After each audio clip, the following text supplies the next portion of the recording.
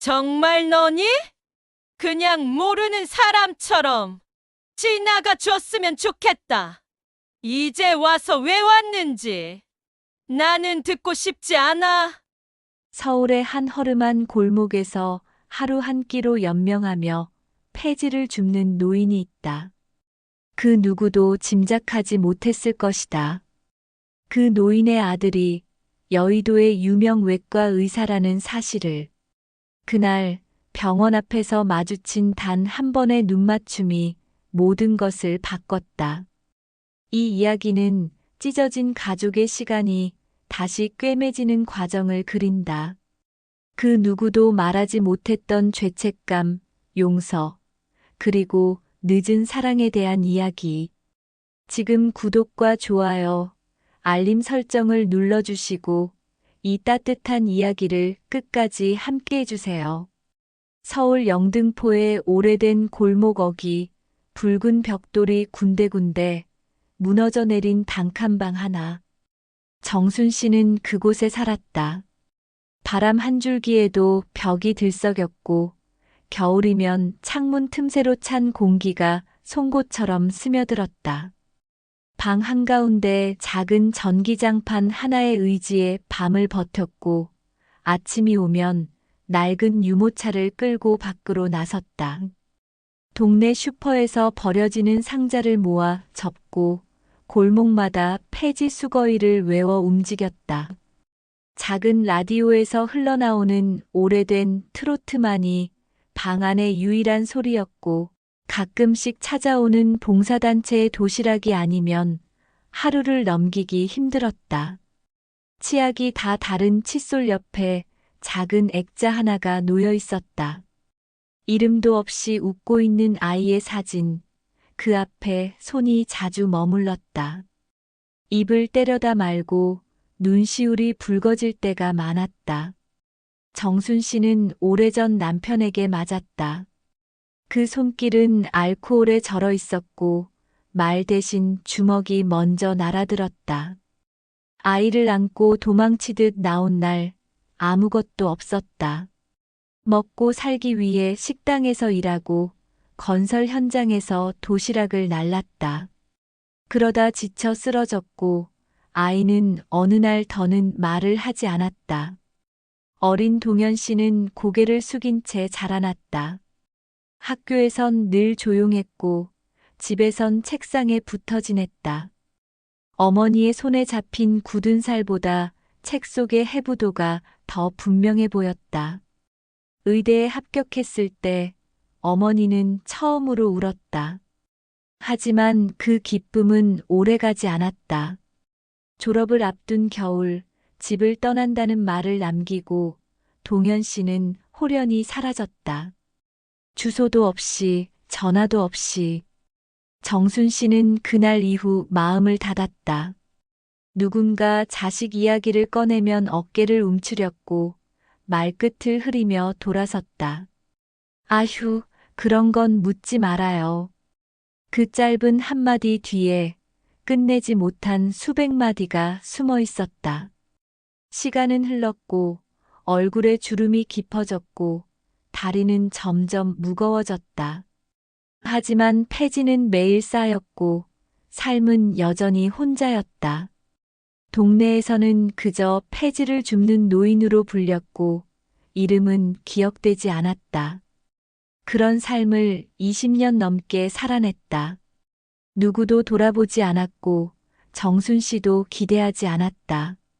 반면 여의도의 넓은 대로변 건물 6층. 하얀 벽과 유리창 너머엔 동현 씨가 있었다. 이름 석자만 대면 알아주는 외과 의사. 병원 예약은 몇 달을 기다려야 했고 그의 손을 거치면 어떤 수술도 안심이라 불렸다. 병원 로비는 늘 사람들로 붐볐고 간호사들은 그의 명성에 자부심을 가졌다. 하지만 그는 늘 정돈된 눈빛 뒤에 뭔가를 숨기고 있었다. 의료 기록보다 더 오래 가슴에 새겨져 있던 어떤 기억. 그 기억이 가끔 밤을 깨우곤 했다. 엄마가 좋아하던 콩나물국 냄새, 작은 손난로에 두 손을 꼭 모았던 장면, 그리고 마지막으로 돌아섰던 날, 울지 않으려 이를 악물던 표정. 그 모든 것이 그를 조용히 무너뜨렸다. 그러나 다시 돌아갈 수 없다고 믿었다. 돌아가도 그녀는 나를 원하지 않을 거라고 스스로 위안했다. 정순 씨는 그 사실을 몰랐다. 아들이 그렇게 가까운 곳에서 살고 있었다는 사실을. 매스컴에 얼굴이 비친 적도 있었지만 안경 너머 희미한 시야로는 알아볼 수 없었다. 그저 닮은 사람이라 여겼고 그런 우연이 마음을 더 저미게 했다. 서로의 삶은 다른 길을 걸었다. 한 사람은 삶을 무게로 짊어졌고 다른 한 사람은 과거를 뒤로 한 채 성공의 계단을 올랐다. 하지만 그 둘의 시간은 멈춰 있었다. 서로가 서로를 모른 채 같은 하늘 아래 전혀 다른 속도로 숨쉬고 있었다. 그러던 어느 날 운명이 무심히 두 사람을 다시 마주 세우기 전까지는 하얀 코트를 입은 사람들이 분주히 오가는 병원 앞 분리수거 트럭이 지나간 직후의 인도는 어수선했다. 그날도 정순 씨는 익숙한 손놀림으로 상자들을 하나하나 접어 카트에 정리하고 있었다. 뜨거운 햇볕 아래 이마에서 흘러내린 땀은 깡마른 손등을 타고 내려와 콘크리트 바닥으로 스며들었다. 긴장감도 낯섦도 없는 하루의 반복. 그러니까 그날도 원래는 그저 그런 하루였어야 했다. 병원 유리문이 열리고 누군가 바깥을 향해 걸어 나왔다. 하얀 가운 끝자락이 바람에 살짝 휘날렸고 짧은 시간 동안 두 눈이 마주쳤다.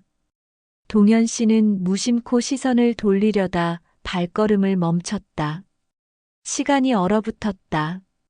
눈앞에 놓이는 먼지가 내려앉은 카트 옆에서 무릎을 꿇고 있었다. 그 손은 거칠었고 얼굴에는 세월이 그대로 새겨져 있었다.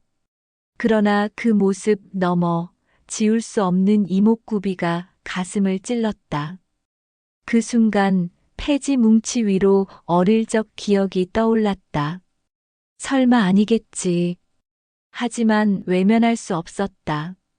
발걸음이 뜻하지 않게 그 노인을 향해 움직이고 있었다.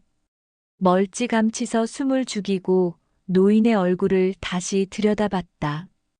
확신이 들기까지는 오랜 시간이 걸리지 않았다. 숨이 턱 막혔다. 말이 나오지 않았다. 몸이 제멋대로 굳어버렸고 손끝은 차가워졌다. 그토록 지우려 했던 얼굴이었다. 그토록 보고 싶지 않았던, 그러나 가장 보고 싶었던 얼굴이었다. 그날 오후 동현 씨는 병원에 잠시 개인 사정으로 자리를 비운다는 말을 남기고 밖으로 나왔다. 거리 곳곳을 뒤쫓듯 걷고 또 걸었다. 그 노인을 따라. 무언의 추격이었다. 카트의 삐걱이는 바퀴 소리가 그의 발자국을 인도했다. 가로수 그림자 아래, 담벼락 옆, 버려진 건물 뒤편의 비좁은 골목. 길이 좁아질수록 그의 가슴도 조여들었다. 문이 삐걱 열리고 좁은 단칸방 안으로 노인이 들어가는 순간까지 그는 아무 말도 하지 못했다. 머릿속이 복잡해서 아무 생각도 안 들었다. 그리고 아무 말 없이 돌아서야만 했다. 다음 날 비가 내렸다. 도심의 뿌연 공기와 뒤섞여 오염된 물줄기가 천천히 도로 위를 흘러내렸다. 사람들은 우산을 펴들고 서둘러 발걸음을 옮겼지만 그날 그 자리엔 우산도 없이 서 있는 사람이 있었다. 흠뻑 젖은 코트, 축 늘어진 어깨, 그리고 가만히 한 지점을 바라보는 두 눈. 동현 씨는 병원 앞 가로수 밑에 서 있었다. 정순 씨가 다시 나타날까 두려우면서도 다시 마주치길 원했다. 정확히는 확인하고 싶었다. 그날의 착각이 아니었기를. 그러나 바람이 옷깃을 휘감아도 그 골목에선 더 이상 그녀의 모습이 보이지 않았다. 머릿속은 점점 어지러워졌고 가슴속은 시멘트처럼 굳어갔다. 어쩌면 그날은 우연이 아니라 마지막 기회였던 건 아닐까. 그는 차를 몰고 그녀를 뒤따라간 그날을 다시 복기했다. 기억 속 골목을 되짚었고 기억 속 발자국을 따라 걸었다. 폐지 더미 옆에 세워진 유모차, 창틀에 달린 부서진 방범창, 그리고 마당 한 귀퉁이에 비닐로 덮어놓은 작은 장독대. 그 순간 문이 열렸다. 덜컥. 마른 손이 삐걱대는 문을 밀어 열었다. 그 안에서 정순 씨가 얼굴을 내밀었다. 비닐봉지를 양손에 들고 나오는 모습. 그 찰나 눈이 마주쳤다. 서로 아무 말도 하지 않았다. 그 눈빛 안에서 모든 말이 가로막혔다. 하지만 정순 씨는 잠시 멈췄을 뿐 이내 시선을 돌렸다. 그리고 그냥 지나쳤다. 바로 옆을. 아무 일도 없었다는 듯이. 그 자리에 선 채로 동현 씨의 입술이 떨렸다. 숨이 제대로 쉬어지지 않았다. 누구보다 간절히 바랐던 재회였는데 어머니는 아무 말도 하지 않았다. 자신을 못 알아본 건지 알아봤지만 외면한 건지 알 수 없었다. 그 어떤 것이라도 뼈를 깎는 고통이었다. 무릎이 꺾였다. 바닥에 주저앉아 얼굴을 감쌌다. 어떤 소리도 나지 않았지만 온몸이 흔들렸다. 지금껏 수많은 환자의 심장을 열고 장기를 꿰맨 손이 어머니의 눈물 하나를 감당하지 못하고 있었다. 몇 일 후 동현 씨는 결심을 했다. 자신의 손으로 준비한 집, 햇빛이 잘 드는 2층짜리 단독주택, 마당 한편에 작은 꽃밭이 있는 곳, 그곳을 어머니께 전해주기로. 하지만 그것만으로는 충분하지 않았다. 그는 손수 편지를 썼다. 의학 용어 대신 서툰 문장들로 꾹꾹 눌러 쓴 고백. 그동안 얼마나 보고 싶었는지, 얼마나 후회했는지, 무엇보다 이제라도 다시 시작하고 싶다는 마음을 담아냈다.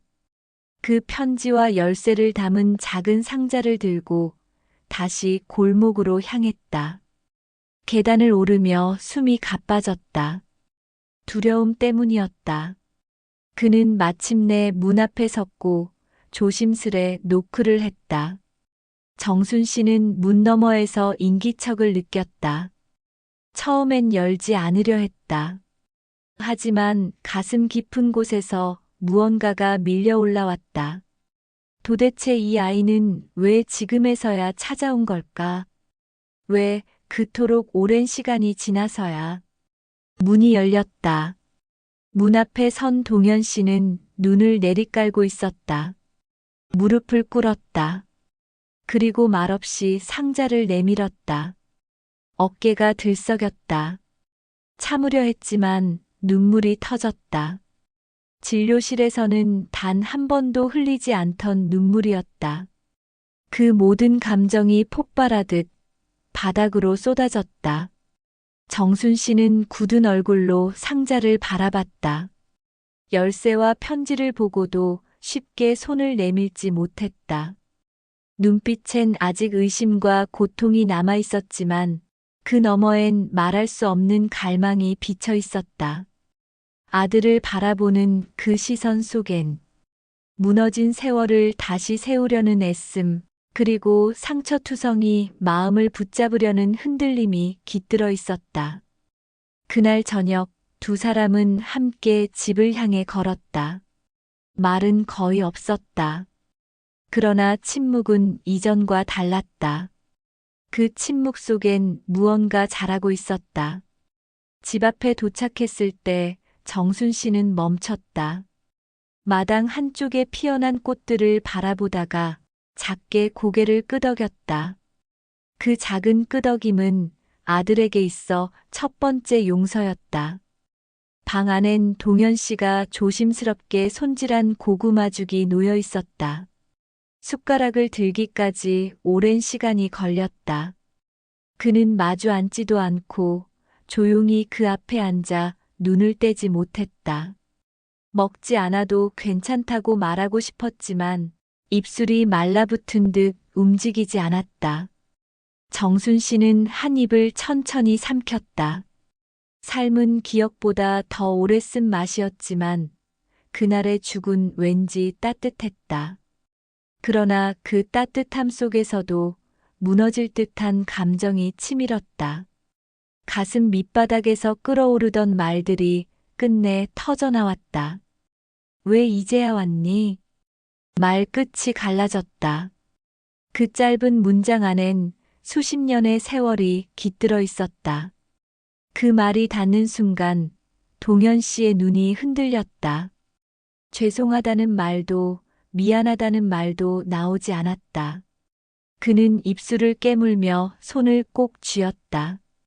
기억을 더듬는 시간이 시작됐다. 아버지의 손이 휘둘러질 때 자신을 감싸 안던 어머니의 떨리는 등을 기억했다. 젖은 눈동자와 피 묻은 입술, 그리고 그 상처가 자신에게 향하지 않도록 막아냈던 그 모습. 그러나 자신은 그 어머니를 두고 떠났다. 살기 위해서였다. 버티기 위해서였다. 그렇게 믿고 떠났고 그 믿음은 세월이 흐를수록 핑계가 되었다. 성공하면 돌아가리라.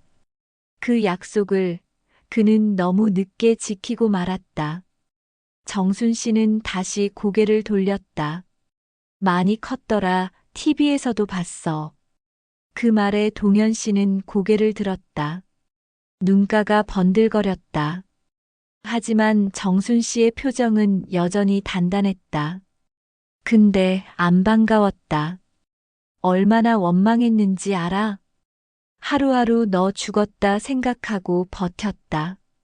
그 말은 날카로운 칼처럼 가슴을 찔렀다. 의사로서 수많은 고통을 보았지만 그 어떤 환자의 비명보다 어머니의 이 한마디가 더 깊이 배었다. 그래도 와줘서 고맙다.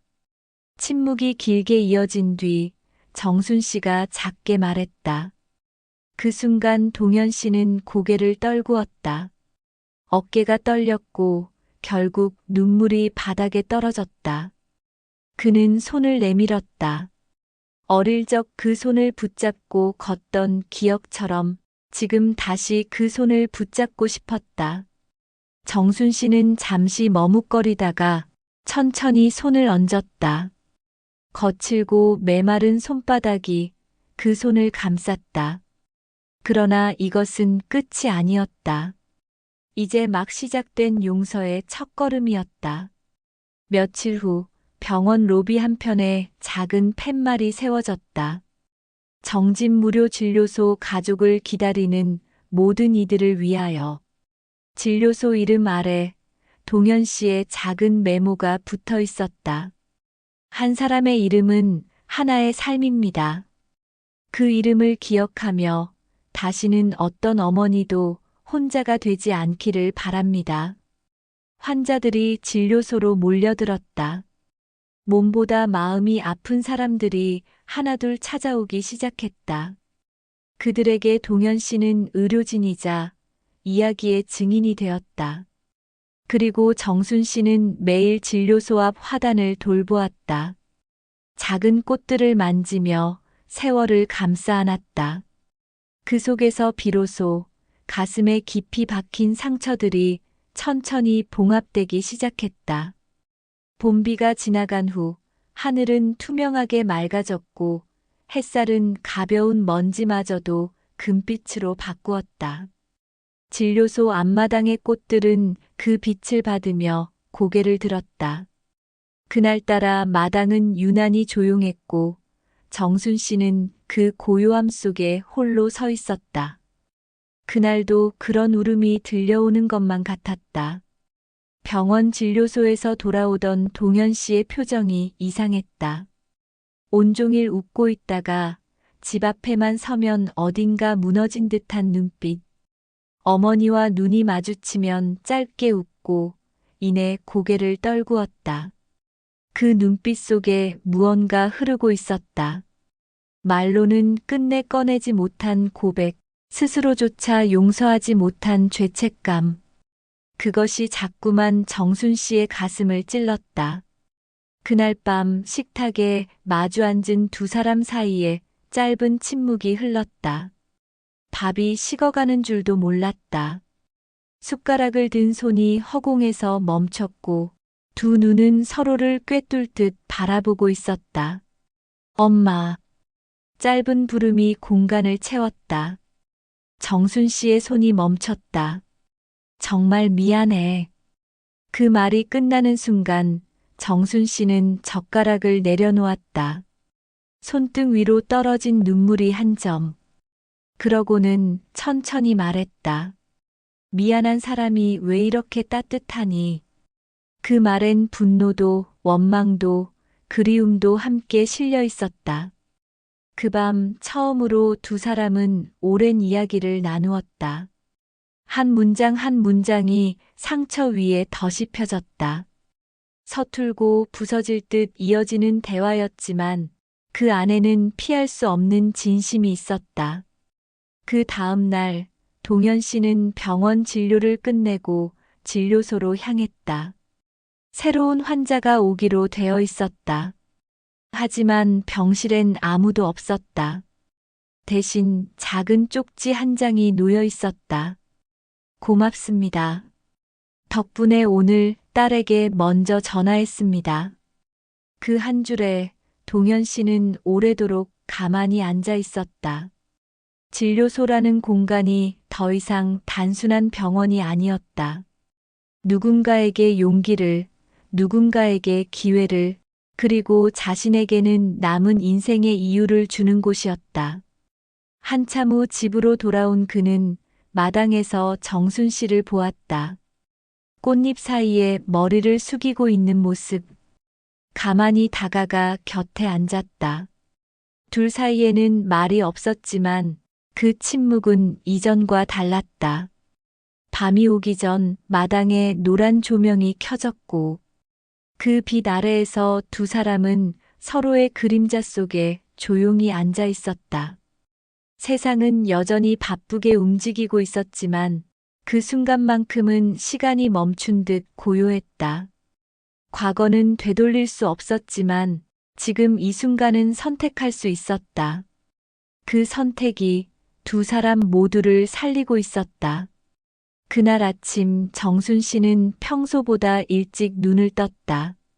창밖으로 흘러드는 햇살이 평온했지만 마음 한구석은 이유 모를 긴장감으로 조여왔다. 몸을 일으켜 마당으로 나서니 낯선 차 한 대가 조용히 진료소 앞에 멈춰섰다. 차에서 내린 사람들은 낯익지 않은 정장을 입고 있었고 얼굴에는 익숙한 목적이 서려 있었다. 병원에서 보낸 이들이었다. 몇 차례 언론 보도 이후 병원 운영에 대한 기부 활동의 실효성과 이미지 문제로 내용이 일고 있었다. 병원 이사회는 무료 진료소에 대한 공식 입장을 정리하라며 동현 씨를 압박해 오던 중이었다. 이익이 없는 공간은 정리하라는 식의 암묵적 메시지. 그날 아침 결국 그것이 현실로 다가왔다. 동현 씨는 진료소 안에서 서류를 내밀며 말없이 서 있는 직원들과 마주해야 했다. 서명만 하면 진료소는 문을 닫고 정식 병원의 부속 클리닉으로 편입될 예정이었다. 그들은 수익성, 브랜드 전략, 그리고 의사의 명성이라는 이름을 내세웠다. 서류를 바라보던 동현 씨의 손이 떨렸다.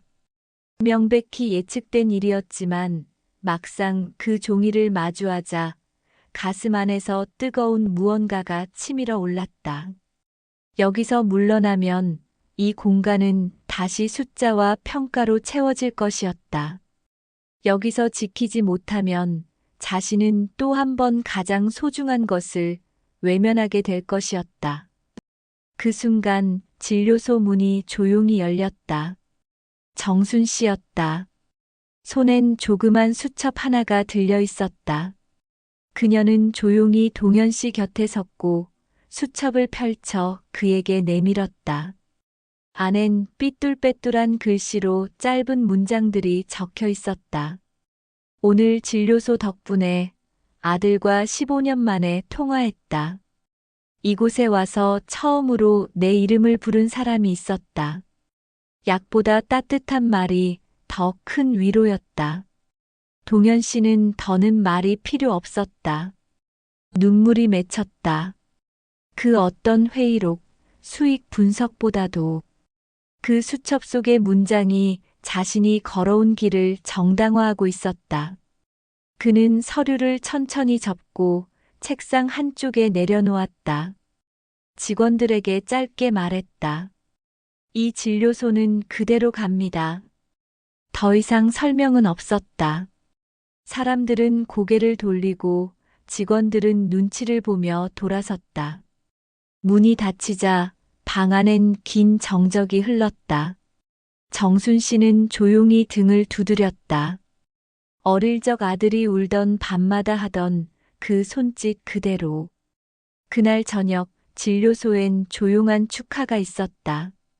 마을 어르신들이 작은 과일 바구니를 들고 찾아왔고 아이들이 그린 그림이 창문마다 붙여졌다. 여기는 웃는 병원이야. 여기 오면 엄마랑 다시 밥 먹게 돼. 그 말들은 동현 씨의 심장을 벼려내듯 파고들었다. 그는 이제야 진짜 의사가 된 것 같았다. 더 이상 수술 성공률이나 언론 기사 따위가 그를 정의하지 않았다. 정순 씨의 아들, 이 진료소의 이름 아래 일하는 사람이란 사실만이 전부였다. 늦은 밤 정순 씨는 조용히 말했다. 넌 내 자식이 아니었어도 참 괜찮은 사람이다.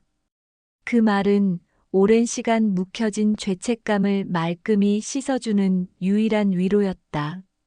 그날 이후 진료소에는 새 간판이 걸렸다. 정진 의원 함께 다시 시작하는 곳. 진료소의 이름이 바뀌고 계절도 바뀌었다. 무더웠던 여름은 지나가고 가을이 도착했다. 나뭇잎은 하나둘 색을 바꾸고 바람은 더는 무겁지 않았다. 변한 것은 계절만이 아니었다. 사람들의 발걸음, 웃음소리, 그리고 정순 씨의 눈빛까지 조금씩 달라지고 있었다. 이전의 하루가 생존이었다면 지금의 하루는 기다림이었다.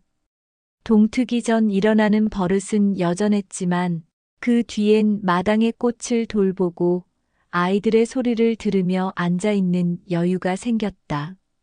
한 끼의 국밥을 삼키며 웃을 수 있다는 사실이 새삼 낯설게 느껴질 정도로. 정순 씨는 진료소 앞 벤치에 앉아 자주 찾아오는 이웃들의 이름을 외우기 시작했다. 누가 어떤 병으로 왔는지, 누가 먼저 인사했고, 누가 다음 주에 생일인지. 이제 그녀는 더 이상 도시 한 구석의 익명으로 남지 않았다. 선생님, 어머님이라는 새로운 호칭이 따라다녔다. 동현 씨 역시 달라졌다. 이전처럼 유명 병원의 권위 있는 의사는 아니었다. 하지만 진료소에서 환자 한 사람 한 사람의 손을 잡고 그들의 눈높이에서 이야기를 듣는 의사가 되어 있었다. 언젠가부터 사람들은 그를 이름 대신 이렇게 불렀다. 정진 선생님. 그 이름은 어머니의 이름에서 온 것이었기에 부를 때마다 마음이 묘하게 조용해졌다. 어느 날 진료소에는 익숙한 얼굴이 찾아왔다. 병원 시절 동료였던 외과의. 그는 넌지시 말했다. 돌아올 생각 없냐? 자리는 아직 비어 있어. 동현 씨는 잠시 말이 없었다. 창밖을 바라봤다. 그곳엔 아이가 할머니 손을 잡고 진료소로 들어오고 있었다. 그 장면을 본 뒤 그는 짧게 대답했다. 이 자리가 더 맞는 것 같아. 그 대답엔 망설임이 없었다. 그리고 더 이상 설명할 필요도 없었다. 의사의 삶은 어디서든 계속될 수 있지만 가족의 시간은 한 번 놓치면 다시 돌아오지 않으니까. 정순 씨의 방에는 이제 작은 액자가 하나 더 생겼다. 진료소에서 함께 찍은 단체 사진. 그 사진 속엔 웃고 있는 아들의 모습, 그리고 어깨를 살짝 겹친 채 미소를 지은 자신의 얼굴이 있었다. 밤이면 조용히 그 사진을 바라보다 잠이 들곤 했다. 가끔은 꿈속에서 아이였던 아들이 나타나 엄마, 나 아직도 고구마죽 좋아해 하고 말하곤 했다. 그 말을 듣고 깬 날 아침엔 유난히 식탁에 따뜻한 죽을 올렸다. 사람들은 진료소를 찾고 그 안에서 웃음과 눈물이 섞인 이야기들이 계속 쌓여갔다. 하지만 그 중심엔 언제나 두 사람이 있었다. 마음을 닫고 살던 세월을 지나 서로를 마주본 순간부터 그들의 시간은 다시 흐르기 시작했으니까. 이제 그들은 서로의 이름을 부르지 않아도 짧은 눈빛 한 번, 가만히 잡은 손끝만으로도 모든 것을 나눌 수 있었다. 마당에서 손주들의 뛰노는 소리가 들릴 때면 정순 씨는 창을 열고 조용히 그 모습을 바라봤다. 햇살을 받아 반짝이는 아이들의 머리카락, 그리고 그들 곁에 서 있는 아들의 어깨. 그 모습은 잃어버렸다고 믿었던 모든 것의 회복이었다. 상처는 지워지지 않았지만 그 위에 따뜻한 시간이 덧이 펴지고 있었다. 삶은 여전히 고되었고 세상은 차가웠지만 이 작은 공간 안에서는 가장 중요한 것들이 조용히 지켜지고 있었다. 해가 지고 잔잔한 어둠이 마당 위로 스며들었다. 진료소 앞 가로등 불빛이 하나씩 켜지기 시작했고 고요한 바람은 창문 너머 커튼을 가볍게 흔들었다. 정순 씨는 거실 소파에 앉아 손주들이 그려준 그림을 하나씩 넘겨보고 있었다. 도톰한 크레파스로 그린 사람 둘, 그리고 그 아래 할머니와 아빠라는 글씨. 그 글자 하나하나가 가슴을 울렸다. 잊혔던 존재에서 누군가의 이름으로 다시 살아난 기분이었다. 거울에 비친 자신의 얼굴은 여전히 주름지고 거칠었지만 그 속에는 이제 외로움 대신 평온이 깃들어 있었다. 진료소는 여전히 바빴다. 하루하루 찾아오는 사람들의 사연은 각기 달랐고 그 속에서 동현 씨는 누구보다 조용히 묵묵히 귀를 기울였다. 그가 해주는 것은 단순한 진료가 아니라 놓쳐버린 관계를 이어주는 작은 달이었다. 진료소 마당 한켠에는 조그마한 표지석이 세워졌다. 이곳은 정순 씨의 삶을 기억하며 그 마음을 나누기 위해 만들어졌습니다. 그 문장을 본 정순 씨는 고개를 떨궜지만 눈동자는 반짝였다. 그 이름이 이제는 부끄럽지 않게 세상에 드러난 순간이었다. 가끔 방송사나 기자들이 찾아와 진료소 이야기를 듣고자 했지만 동현 씨는 조용히 손을 들어 말을 줄였다. 여긴 유명해지려고 만든 곳이 아닙니다. 그냥 필요한 사람에게 필요한 말을 건네는 곳이면 돼요. 그 말에 고개를 끄덕이는 정순 씨의 눈에는 알 수 없는 따뜻함이 흘렀다.